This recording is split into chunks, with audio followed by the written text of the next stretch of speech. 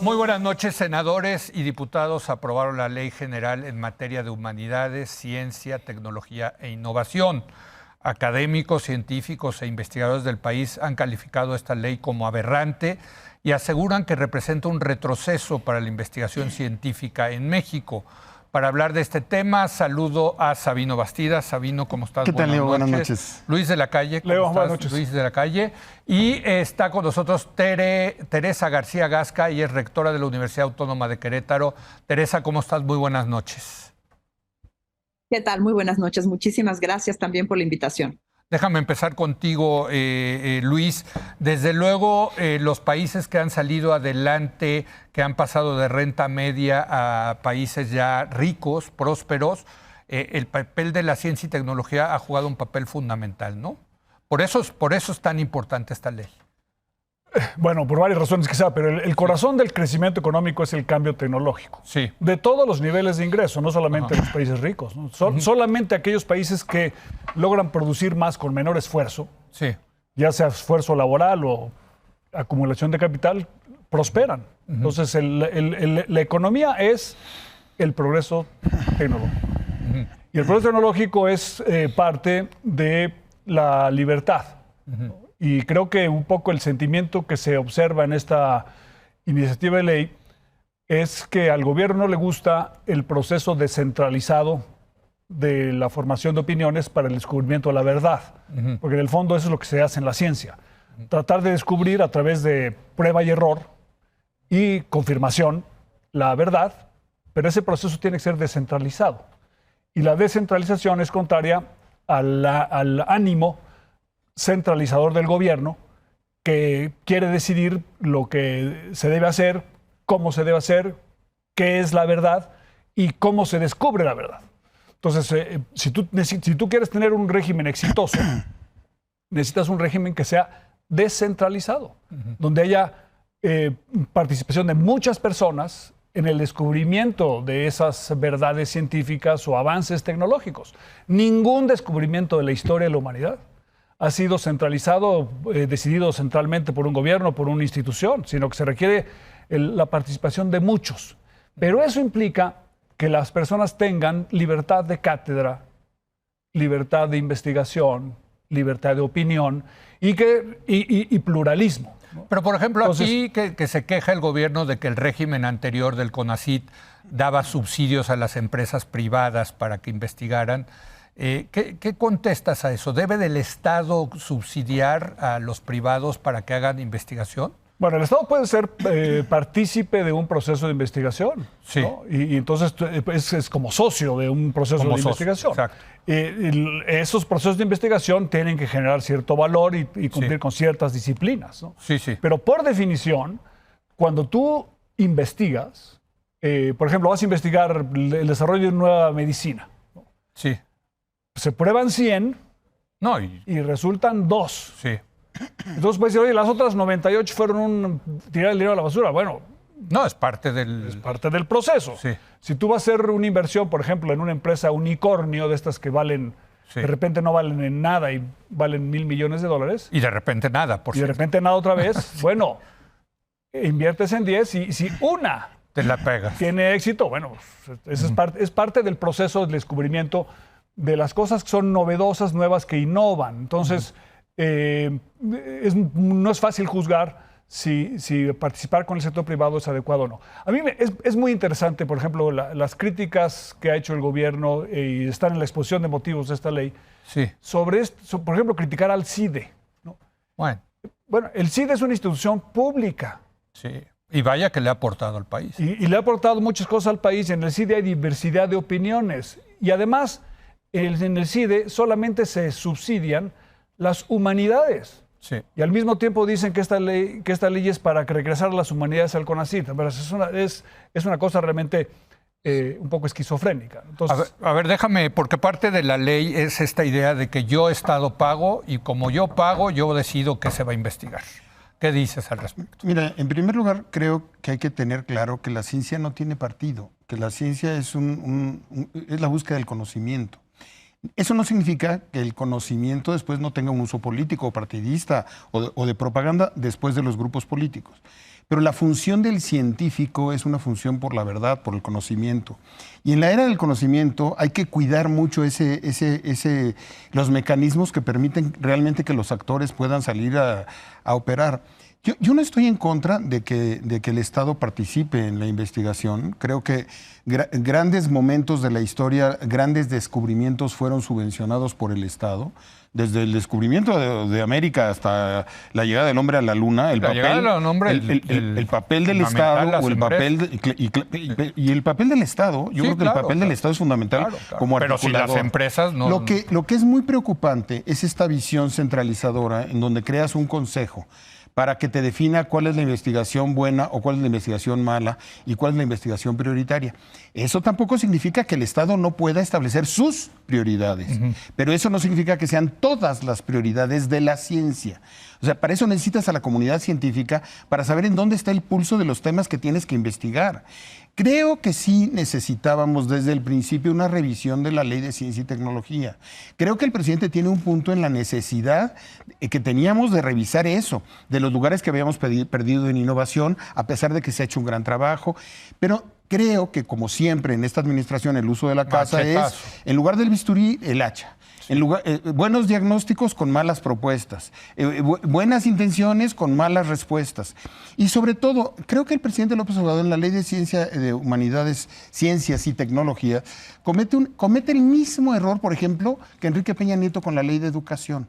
Te peleas con la comunidad a la que quieres regular. Cuando lo que necesita en cualquier política pública, cualquier manual básico de política pública, lo primero que te dice es cómo construyes los consensos necesarios con las comunidades que tienes que regular. Aquí necesitabas a la comunidad científica dentro de tu proyecto. Yo no encuentro cuál es la prisa de tener que sacar esto en la noche de Jicoténcatl. Yo no encuentro por qué tener que sacarla a toda velocidad. Ay, porque ya se acabó. ¿Por qué faltarle al respeto? Ya el Congreso ya no va... ¿Por qué faltarle al respeto al acuerdo que se había tomado en la Cámara de Diputados de los 7 foros de Parlamento abierto? Creo que era innecesario. Cuando aquí yo creo que había virtudes en la discusión que se tenían que tener quizás por unos meses más. Y este golpe, la verdad es que políticamente hablando, lo único que te habla es de fobias personales, de animadversiones. Yo no puedo entender la actitud, el odio, la hazaña con la que están colocando el conocimiento anterior como si fuera algo sujeto de persecución. Cuidado con un detalle. Si el presidente de la República dice que se hizo mal uso de los fondos públicos para ciencia y tecnología, y lo dice la señora Álvarez Bulla, cuidado, porque están obligados a presentar ante la Fiscalía General de la República cualquier desviación que hayan detectado. No es nada más un tema de difamación. Sí. A ver, Teresa, tú en tu calidad de rectora de la Universidad Autónoma de Querétaro, como académica que eres, dice aquí Sabino, esta ley acabó en una animadversión entre la comunidad académica y el CONACYT, el Estado, ¿no? ¿Ustedes cómo lo están viviendo, Teresa, en ese sentido? Yo creo que aquí en realidad se perdió lo más importante en principio para cualquier relación de cualquier tipo, que es la comunicación. Lamentablemente desde el 2019 que salió la primera iniciativa, se han presentado 5 iniciativas a lo largo de este tiempo, algunas presentadas por la legislatura, algunas como esta última presentada por el Ejecutivo Federal, y lamentablemente lo menos que hubo fue escucha y al menos intención de comunicación. Al contrario, se ha estado trabajando fuertemente para hacer propuestas a lo que era la iniciativa de ley, lo que ya es la ley aprobada, en este fin de semana negro, y al final del camino básicamente lo que se generó es una polarización, pero es una polarización fuertemente impulsada por el propio CONACYT. Es decir, cuando se trata de decir, yo voy a empezar por aquí. A mí me parece que la ley recoge cosas muy importantes, simplemente como el derecho humano a la ciencia. Me parece indispensable que justamente se reconozca el derecho humano a la ciencia, y para eso se necesita que la ciencia, que quien hace ciencia en México esté vinculada directamente, no como usuaria de la ley, sino como protagonista. Lo mismo que se decía en este momento, tenemos que participar en la definición del rumbo de la ciencia en México. Cuando empezamos a generar estas propuestas, justamente, el mismo CONACYT, la misma doctora Álvarez Bulla, establece ya dos bandos. Ella habla del grupo de personas que apoyan la ley y que por lo tanto son las amigas del pueblo, y el grupo de personas que estamos criticando la ley. Y ojo, no estamos en contra de la ley. Yo, desde mi particular punto de vista, pero creo que es un consenso general, pensamos que claro que necesitamos una nueva ley. La ley que hoy tenemos ya no nos permite avanzar lo suficiente. Necesitamos desde luego que una nueva ley. Pero entonces el otro grupo, el que está con una visión crítica de esta ley, que además es lo que nos toca hacer, somos entonces los neoliberales que nos queremos quedar con el recurso público. Y no es así, es decir, la ciencia, los investigadores no nos quedamos con el recurso público porque para eso se concursan los proyectos, para eso se valora la factibilidad, la pertinencia, aun cuando sean de ciencia básica, en donde parece ser que no va a haber una aplicación inmediata, pero que a lo largo del tiempo la va a haber. Y es por eso que los países que tienen ciencia desarrollada justamente van a la vanguardia, porque van generando conocimiento que más adelante será el conocimiento que permita resolver los problemas que se van presentando. Entonces, sí. aún con eso, perdón, el recurso, se tiene que entregar cuentas claras, se tiene que entregar resultados, el recurso no se queda en el bolsillo de nadie, ni es, y además con las reglas hoy de transparencia y de uso de recursos es imposible que no se entreguen cuentas claras. A ver, aquí el tema es que de por sí México gasta poco en ciencia y tecnología para el tamaño de la economía de México, Luis, y ahora ese poco dinero que gasta el Estado pues va a estar centralizado. Entonces, el tema es ¿cómo vas a traer ese talento? Nos decía aquí el otro día Antonio Lascano, que es fundamental, por ejemplo, atraer a las nuevas generaciones a que se vengan a México e investiguen en México, y que quitaron esos incentivos. Entonces, es un problema de atracción, de reclutamiento y desarrollo de talento, ¿no? La ciencia en ese sentido, Luis. Tú no eres un país atractivo si no puedes atraer talento. Talento externo y sobre todo talento interno. Que del mexicano. En México hay muchísima gente tremendamente capaz, que en las condiciones correctas sería altamente productivo en el ámbito del desarrollo científico, ¿no? Así es. Este gobierno ha tenido una agenda anticientífica desde el día 1. Sí, los ven como sus enemigos. O sea, no es una cosa de que en el 5º año presentaron una iniciativa de ley anticomunidad científica. Al foro consultivo del CONACYT, a los integrantes del foro consultivo, los persiguieron penalmente. Los querían meter al altiplano. A la cárcel al mismo tiempo como si fueran criminales. Exacto. ¿No? Entonces es una cosa desde el inicio. Tratar de etiquetar la ciencia entre ciencia neoliberal y ciencia del pueblo es un despropósito porque la ciencia es. Exacto. Punto. No se le pueden poner adjetivos a la ciencia, como tampoco en alguna época se le ponían adjetivos a la democracia. Es el mismo concepto, porque están basados precisamente ambos en la libertad, ¿no? Y hay una cosa aquí muy interesante, porque en México tenemos una tendencia de despreciar el éxito. Entonces, si tú vas a una universidad grande de Estados Unidos, vas a ver la lista de sus exalumnos que están colocados en los mejores lugares del gobierno, en los centros científicos más renombrados y con una cosa de orgullo. Y aquí hace el gobierno listas de exalumnos de instituciones y las califica como si fuera una cosa negativa. Cuando obviamente se podrían hacer listas mucho más grandes de gente que trabaja para este gobierno y que ha apoyado a la Cuarta Transformación desde hace muchos años, que son producto del sistema universitario mexicano.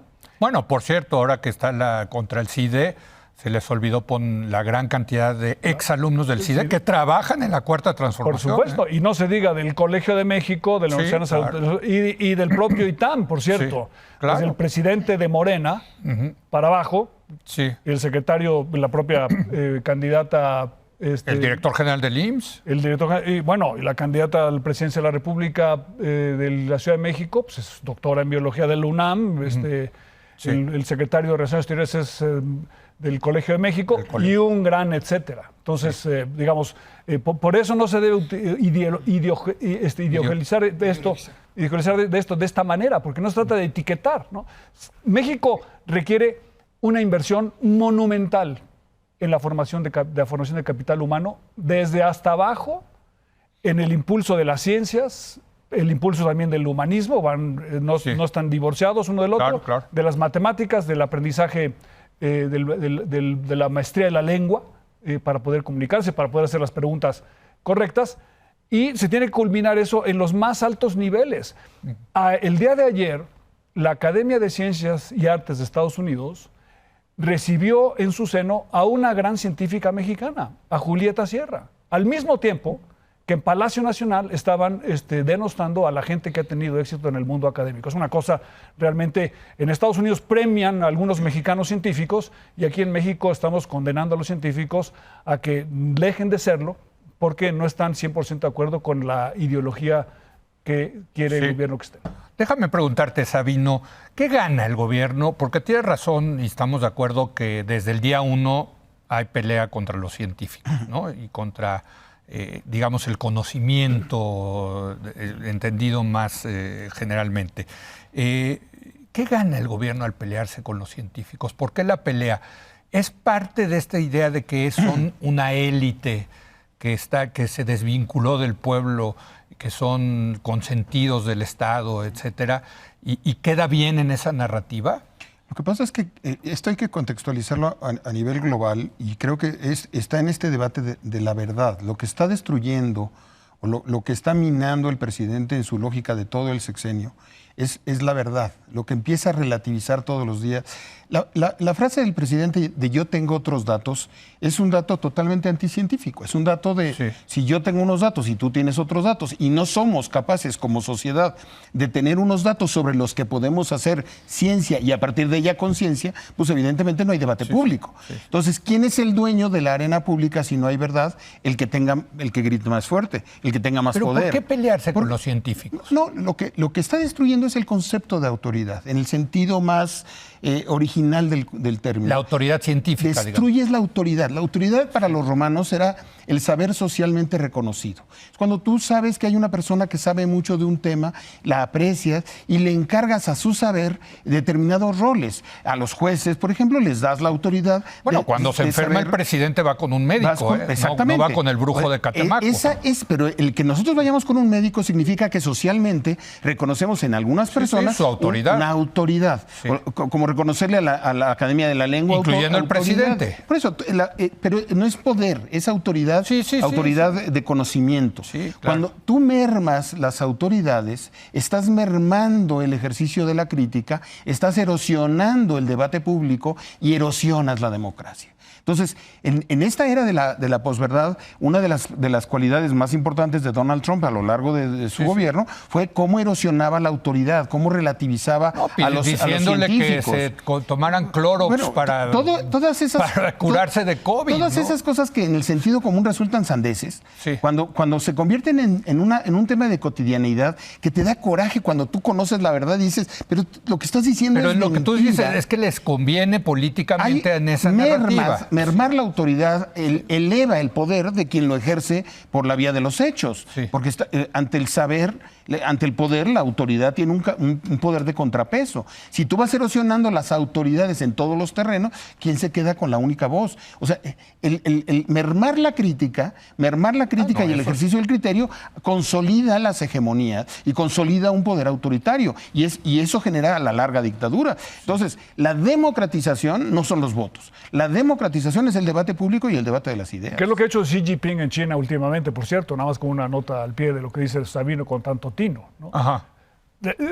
Irse contra el desarrollo tecnológico porque piensa que eso le merma su capacidad de centralizar el poder. Y a la larga es correcto, porque efectivamente el conocimiento... es incorrecta la política, pero es correcto el diagnóstico. Es correcto el diagnóstico. Efectivamente, si tú tienes una pluralidad de voces inteligentes e interesantes, juntos somos más que vos. Me encantaría, quiero escuchar la opinión de Teresa sobre esto, porque me parece muy interesante. Venga, Teresa. Sí, completamente de acuerdo. Yo creo que es un tema de control. Así como desde el día cero se dice que empezó a tratar de el gobierno, pues la ideología, porque finalmente lo que tenemos son estrategias ideológicas, no están fundamentadas en razones en que verdaderamente se esté viendo el avance del país. Y así lo podemos ir viendo no solamente en este caso con la ciencia y la tecnología. Recordemos que la primera acción de este gobierno en diciembre del 2018, recién tomaba el poder, fue borrar la autonomía de la Constitución para las universidades. Es decir, tuvimos como universidades que luchar nuevamente para que la autonomía quedara escrita con todas sus letras, y eso se logró nuevamente hasta septiembre del 2019, desde luego, que no perdimos la capacidad de autonomía, pero nuevamente quedó en la Constitución hasta que se generó también la Ley General de Educación Superior y la reconoció. Entonces, es un tema de control a todos los organismos autónomos, es un tema ideológico, y así como ideológico, pues es también esta ley. Esta ley lo que defiende es la ideología de la Cuarta Transformación, en donde efectivamente se trata de controlar, se trata de centrar las decisiones en un pequeño grupo, en este caso en las 13 secretarías de Estado, y que eso sería desde luego pues la forma en la que el gobierno federal pueda controlar el rumbo de la ciencia y tener el desarrollo del conocimiento, de la ciencia, la tecnología y la innovación a modo de un gobierno o del gobierno en turno, porque vamos a pensar que este gobierno se terminará en algún momento y viene el siguiente, y entonces tendremos ahora el desarrollo del conocimiento a merced de los intereses del gobierno. Recordemos que los fideicomisos que había para ciencia y tecnología se retiraron y se entregaron a los proyectos de interés de este gobierno. Entonces, ¿qué es lo que podemos esperar en este caso con la ley? Pues que eso es lo que va a suceder, que finalmente el recurso se va a poner en los intereses del gobierno en turno y no en el verdadero rumbo que debe llevar la ciencia en el país. Ahora, parece que no aprendemos, porque esos modelos ya se probaron históricamente y fracasaron. Se llaman la Unión Soviética, que por cierto tenían desarrollos científicos, pero nunca lograron bajarlo también a que fueran prácticos para la sociedad, ¿no? Sus mejores mentes iban a jugar ajedrez. Bueno, pero el punto es, está haciendo esto López Obrador, está haciendo esto Xi Jinping, y claramente van a fracasar. Ese es mi punto, Luis. Sí, no, 100%. Por eso lo decía Sabino, el diagnóstico es correcto desde el punto de vista de corto plazo de control político. Sí. Pero el diagnóstico es plenamente incorrecto desde el punto de vista del desarrollo de la sociedad. Sí. O sea, lo que necesitas es invertir en un sistema que permita que la innovación descentralizada germine y tenga éxito, y que premies el éxito. Hay que premiar el éxito. Por ejemplo, el Estado, si financia un proyecto privado y funciona ese proyecto privado, pues que vaya de socio el Estado con el privado, ¿no? Bueno, sí, además no es una cosa solamente monetaria, Leo. El reconocimiento de la sociedad, como dice Sabino, que es lo que te da la autoridad. Sí. En México deberíamos ser un país de corcholatas. Pero no de corcholatas. ¿De precandidatos? ¿Sí? No de precandidatos. Un país donde dieran corcholatas a aquellos que tienen éxito. Medallitas. Medallas. Como la que traes tú aquí. O sea, que reconozcan tu mérito de lo que has hecho y lo que has hecho por los demás. No, aquí no reconocen. Bueno, es una cosa histórica. Pero con esto se exacerba esa idea de que del éxito es una cosa inmoral. Pero fíjate, es que en el fondo estamos hablando también del tema del mérito. Sin duda. ¿No? De premiar al mérito. Es que está relacionado. Y creo que a este gobierno le incomoda mucho esta cosa del mérito, de la meritocracia. Porque el mérito implica reconocer el mérito de los individuos, y aquí les gusta que el mérito sea solamente de una persona. Uh-huh. Y eso pues obviamente está en contraposición. Sí. Yo quiero retomar un poco el diagnóstico original de que era necesario tocar esta legislación. Lo dijo Teresa. Exacto, lo que dijo Teresa hace un momento. Yo creo que era necesario tocar esta legislación desde el principio. Sí. Pero la pregunta es, el modelo científico que requiere México, pues debería conectarse con lo que se está discutiendo en la era del conocimiento, en las grandes tendencias de la inteligencia artificial, los grandes temas. En lugar de estar en esa discusión, abrir los espacios. Grecia fue Grecia gracias a que tuvo una enorme libertad y una enorme confianza en que la gente desarrollara el conocimiento. Yo creo que eso no está peleado con la idea de tener un Estado que cuide el interés público y que tenga la capacidad de acompañar, de ver.